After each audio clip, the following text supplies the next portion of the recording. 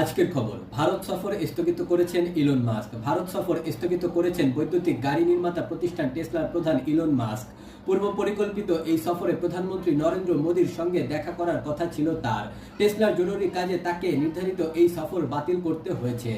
City ব্যাংকের সঙ্গে একীভূত হতে চায় না বেসিক ব্যাংক। রাষ্ট্রায়ত্ত বেসিক ব্যাংকের পরিচালনা পর্ষদ বেসরকারি সিটি ব্যাংকের সঙ্গে একীভূত না হওয়ার সিদ্ধান্ত নিয়েছে।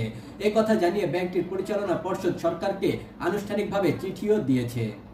দেশের ৯ অঞ্চলে তাপমাত্রা ৪০ ডিগ্রির বেশি, পারদ উঠতে পারে আরও। দেশের প্রায় সব অঞ্চলেই তাপপ্রবাহ বইছে। এর মধ্যে ৯টি অঞ্চলে তীব্র তাপপ্রবাহ বইছে। যেসব অঞ্চলে তাপমাত্রা রেকর্ড করা হয়েছে ৪০ ডিগ্রির উপরে, এমনকি তাপমাত্রা ৪২ ডিগ্রি ছাড়াতে পারে বলেও শঙ্কা প্রকাশ করেছে আবহাওয়া অফিস। সারা দেশে ৭ দিন স্কুল, কলেজ, মাদ্রাসায় ছুটির ঘোষণা। চলমান তীব্র তাপদাহের কারণে সারা দেশে স্কুল, কলেজ ও মাদ্রাসায় ছুটি ঘোষণা করেছে সরকার।